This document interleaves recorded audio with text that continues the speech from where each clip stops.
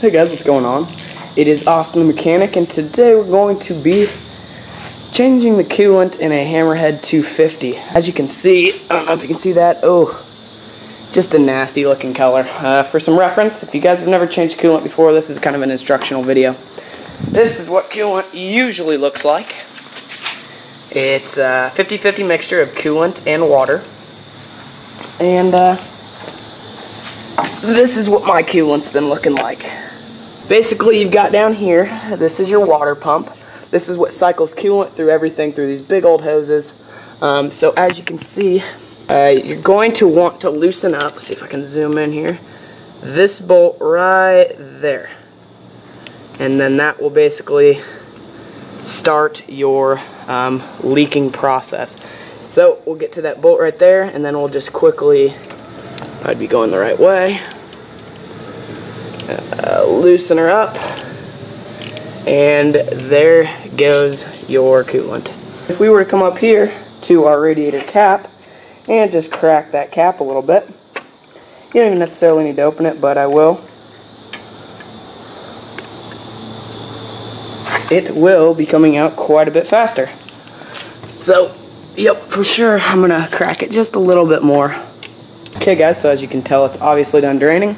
Went ahead and took out that bolt, so it is down here.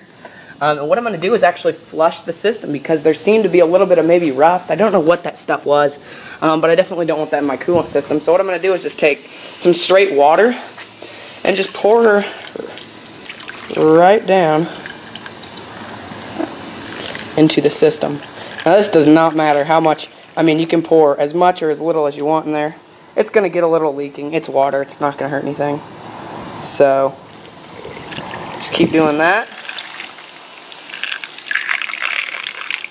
Pour as much or as little as you want. I'm just going to go ahead and pour that much for right now on camera. And as you will be able to tell, what's going to happen down here is, oh, look at all that muck coming out of there.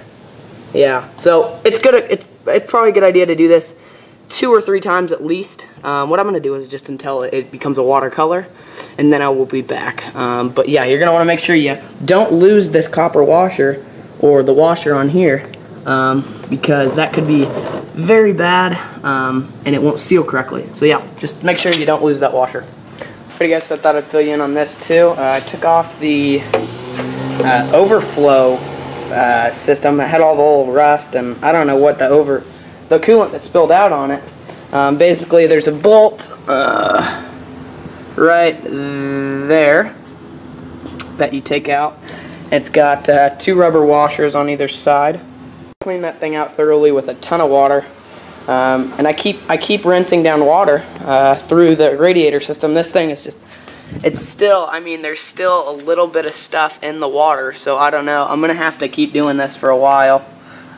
Alrighty guys, so after about 4 more huge jugs later, this thing must have been just destroyed. I think there was a little bit of maybe rust or something in the system, but now it's all good. Or sorry, I think maybe the coolant had started rusting. I've never seen anything like that before in my life, but it's starting to come out clear, so that's a good sign.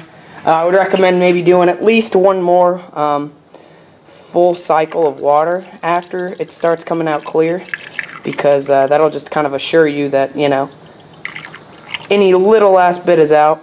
I'm going to let this cycle through. Then you're going to want to put your bolt back in the water pump, and then we will start filling it up. I reinstalled this guy, the overflow. I tried to clean it up as best I could. That bolt that I was talking about is right there, and it's a 13 mil, and then there's a 12 mil on the back of it. So yeah. I also do recommend cleaning out the hose to the overflow. I did that, and there was tons of gunk in it. Alright guys, so I went ahead and filled up the coolant. It's relatively close to the top here. And there's a minimum and a maximum, and you fill it just about halfway between those. I did a little bit more just in case. And also you're going to need it when you first install fresh coolant, because there's some air in the lines. Now,